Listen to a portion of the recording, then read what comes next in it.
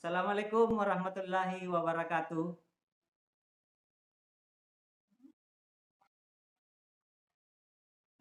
Bapak Ibu sekalian, Bapak Ibu, apa kabar hari ini? Sehat? Baik ya? Iya.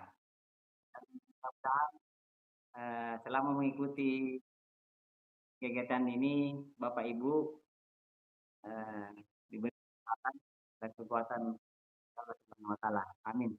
Baiklah, sebelum kita masuk mungkin di materi, alangkah baiknya dulu kita berdoa dulu, ya. Jadi Bapak Ibu, silakan yang memimpin doa. Mungkin Ibu Warni, ya, pimpin dulu doanya sebelum kita masuk di materi. Dan,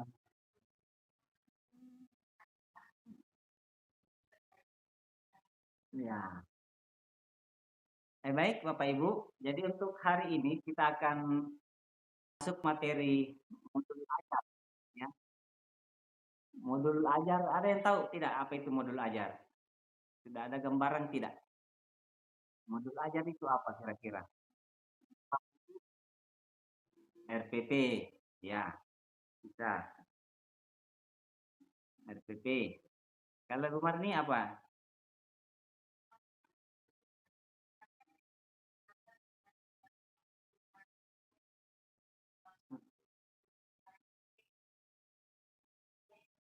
Ya, terima kasih jawaban yang cukup bagus. Ya, kalau begitu kita mulai dulu masuk dari modul ajar itu kita akan mempelajari dari pertama konsep modul ajar, ya. Jadi bagian-bagiannya itu kita akan mempelajari dulu konsep modul ajar, kemudian komponen modul ajar, yang ketiga prinsip modul ajar, ya. Kemudian selanjutnya yaitu prosedur penyusunan modul ajar. Jadi mulai dari konsep, ya, kemudian komponennya apa saja, prinsipnya modul ajar, kemudian prosedurnya, ya, dalam penyusunan. Nah, kemudian tadi dari pemaparan Bapak Ibu, apa itu modul ajar, ini sejumlah alat atau sarana, media, metode, petunjuk dan pedoman, ya, intinya itu bagi guru untuk melakukan pembelajaran. Kemudian modul ajar itu merupakan implementasi alur tujuan. Ya, ini konsep ya, konsep modul ajar. Kemudian disusun sesuai fase tahap perkembangan untuk jangka panjang. Perlu pemahaman guru agar proses lebih menarik. Ya. Kira-kira yang poin keempat ini perlu pemahaman guru agar proses lebih menarik dan bermakna. Apa yang kira-kira menurut Ibu tentang hal ini? Ya, menarik siswa. Ya. Terima kasih atas jawabannya. Abdul Rahim mungkin bisa menambahkan, Pak Abdul Rahim.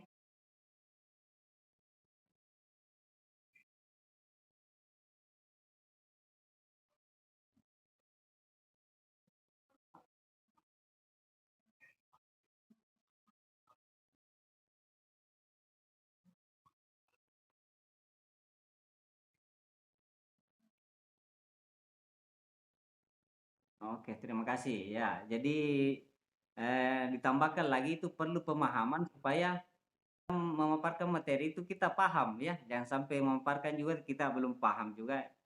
Itu kan jadinya tidak menarik. Ya, saya kira seperti itu. Oke, lanjut kita masuk di komponen modul ajar. Ya, komponen modul ajar ini ada, jadi di pembuatan modul ajar itu ini tadi ada bahasakan RPP ya. Ini juga sebar RPP. Kalau K13 itu kan RPP-nya ada sedikit perbedaan, ada beberapa perbedaan dengan modul ajar ini.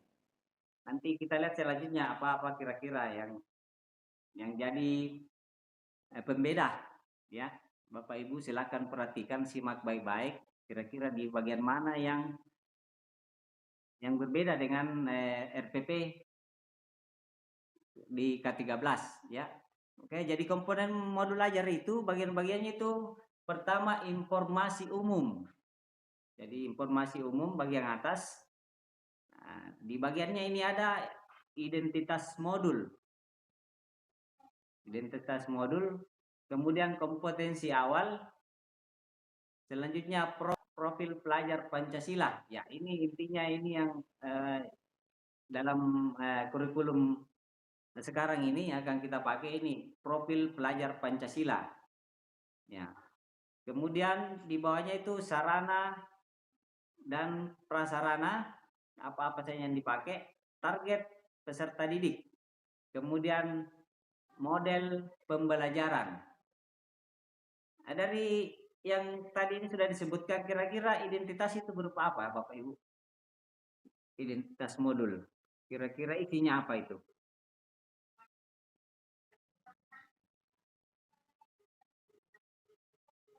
Ya, identitas sekolah. Apalagi? Nah, identitas sekolah. Nama, bisa juga nama. Ya. Oke. Kemudian di komponen inti itu ada tujuan pembelajaran, kemudian pemahaman bermakna, kemudian pertanyaan pemantik, asesmen, dan pengayaan dan remedial. Ya, ini bagian-bagian dari komponen inti. Kemudian lampiran kerja peserta didik, ya lampirannya, lampiran kerja peserta didik, bahan bacaan, glosarium, daftar pustaka. Yang mana kayak yang masuk ya bagian-bagian ini kita lanjut di informasi umum.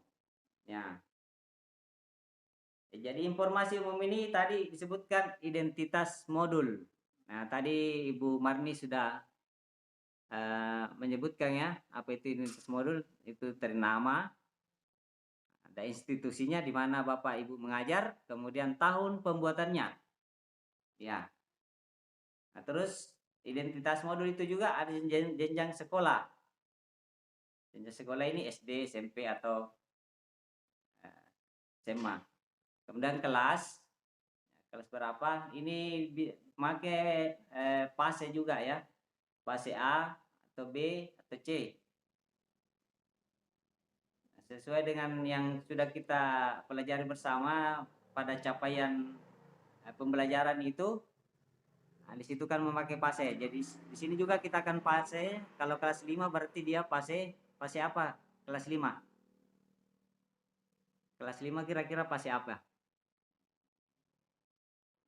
C. Ya, C. Nah, selanjutnya alokasi waktu.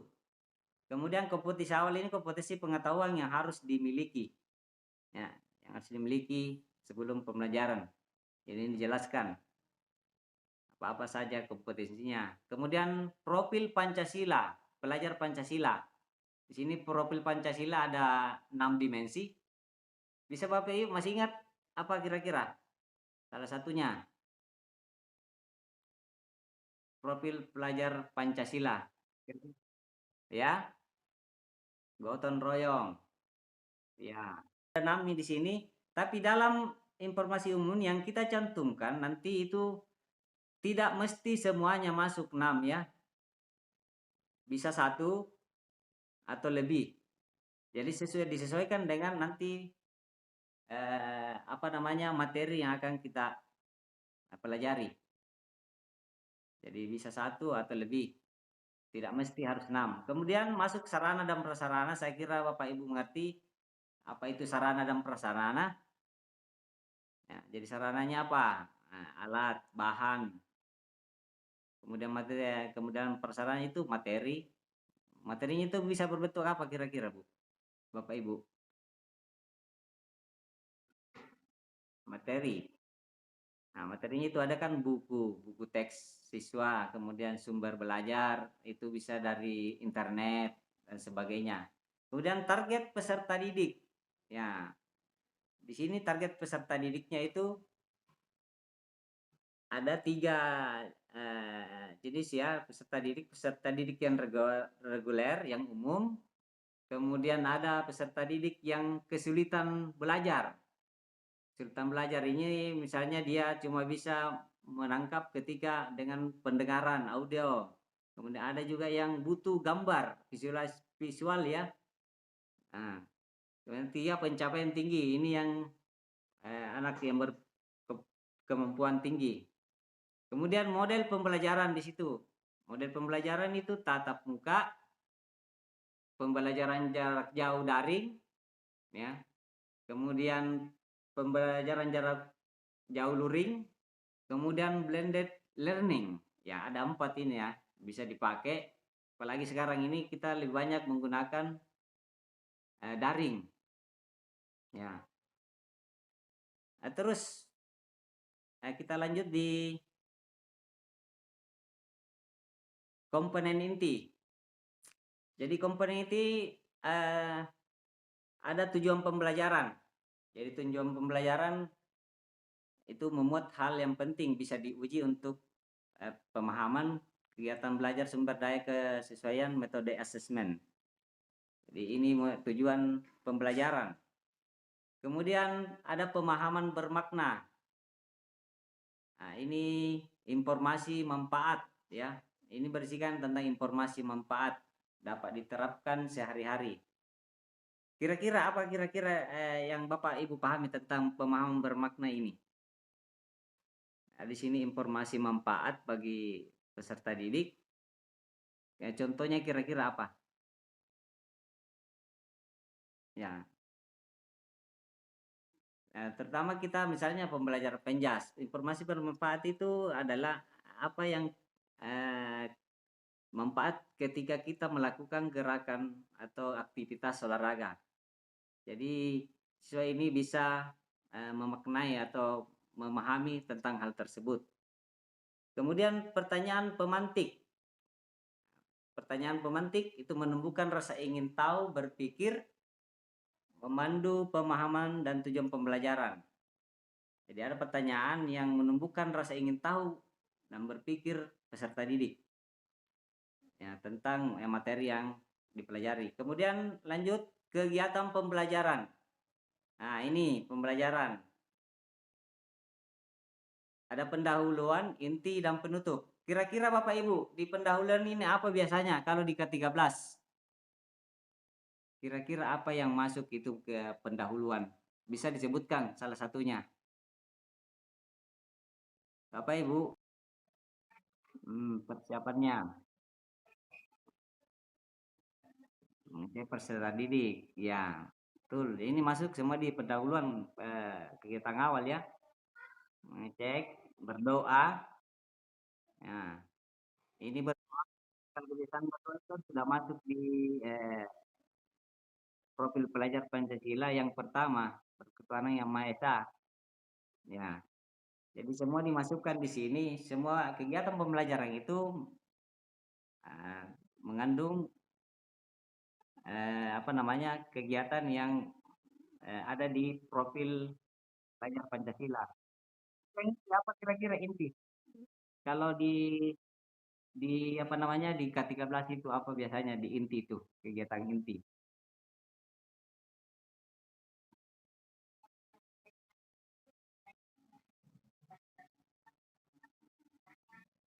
Ya, nah, ya termasuk. Ya, apa Abdul Rahim bisa menambahkan kira-kira apa?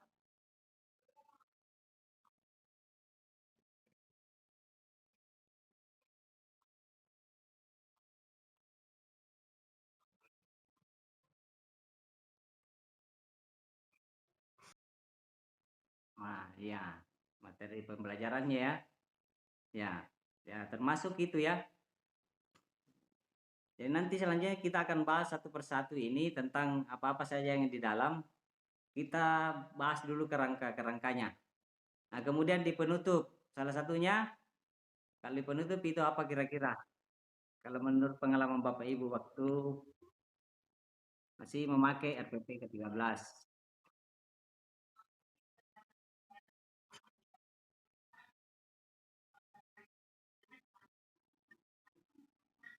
Ya,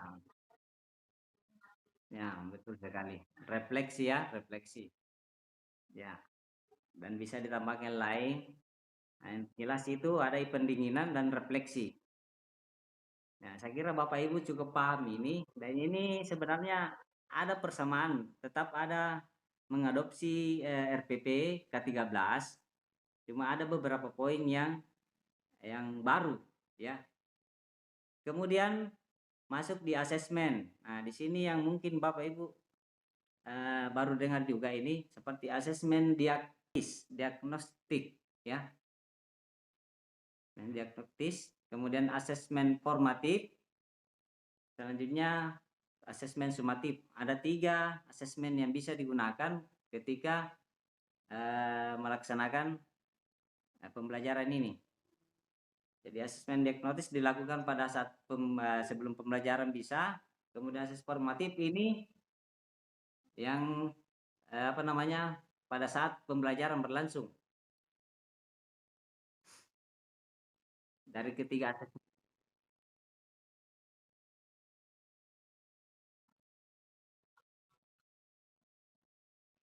ya, sumatif, ya.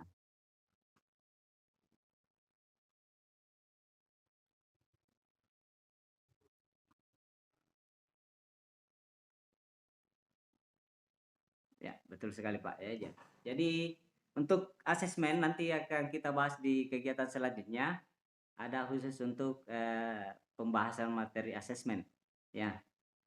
Kemudian kita lanjut di pengayaan dan remedial. Ya, ini di kompeten apa di inti ya semua. Nah, pengayaan itu untuk capaian tinggi siswa yang punya kemampuan di atas rata-rata. Kemudian remedial itu bagi yang masih membutuhkan bimbingan ya, membutuhkan bimbingan. Kemudian lanjut ya, yang terakhir lampiran. Ya, ini lampiran kerja peserta didik.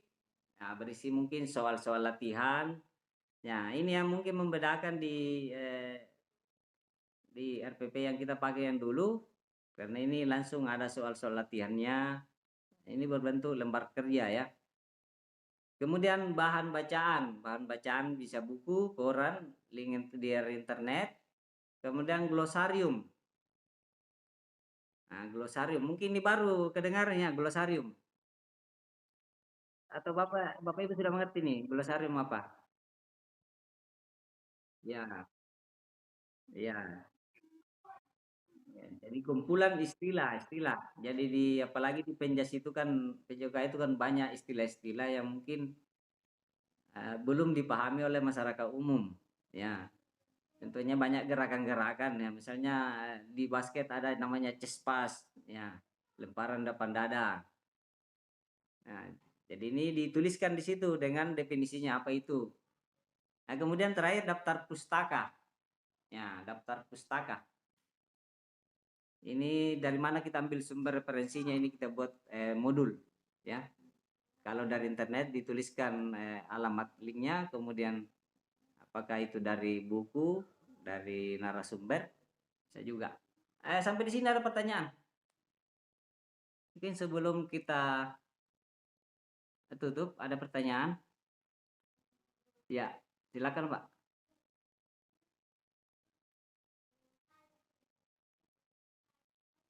Oh, putus-putus. Oke, mungkin karena waktunya juga ini kemudian putus-putus, ya nanti lanjut dulu di penugasan ya. Bapak Ibu akan kita berikan satu tugas ya. Bapak Ibu silakan kerjakan dulu. Nanti kita bahas lagi hasil Bapak kerja Bapak Ibu ya pada sesi berikutnya ya. Kemudian semua pertanyaan-pertanyaan nanti kita akan laksanakan di situ. Saya kira itu ya Pak ya. Mungkin waktu sudah habis. Saya tutup ucapan Assalamualaikum warahmatullahi wabarakatuh.